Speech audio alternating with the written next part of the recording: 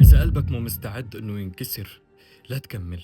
اللي تسرب هي الليلة من مشفى تشرين العسكري بمنتصف هذا الليل صدقاً ما بنصح أي إنسان يشوفه ولا حتى بدافع الفضول، لأنه أي مشهد إذا دخلته وشفته رح يبقى بالذاكرة وما عاد يطلع منها أبداً.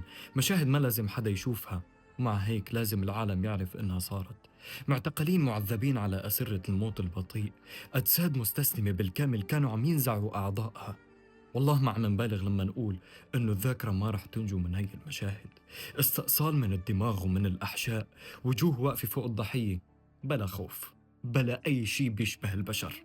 إذا كنا نشكر ربنا لأنه نجينا من هذا النظام، فالشكر وحده ما عاد يكفي، لأنه اللي انكشف هي الليلة أكبر من الرعب نفسه. رح تبقى هالمشاهد شاهد على زمن فقد فيه القاتل أي معنى للقلب أو الرحمة، وشاهد على وجع شعب كامل ما عاد يخاف من الحقيقة حتى لو كانت مرعبة. كل حدا من هذا النظام بيقول ما كان له أي علاقة، بينما بالحقيقة كانت مصورة بإيديهم هدول الفيديوهات. هذا هو الكابوس اللي عم ينكشف ويفتح جروح من جديد، ما رح ينتهي إلا لما نشوف الحساب قدام عيوننا.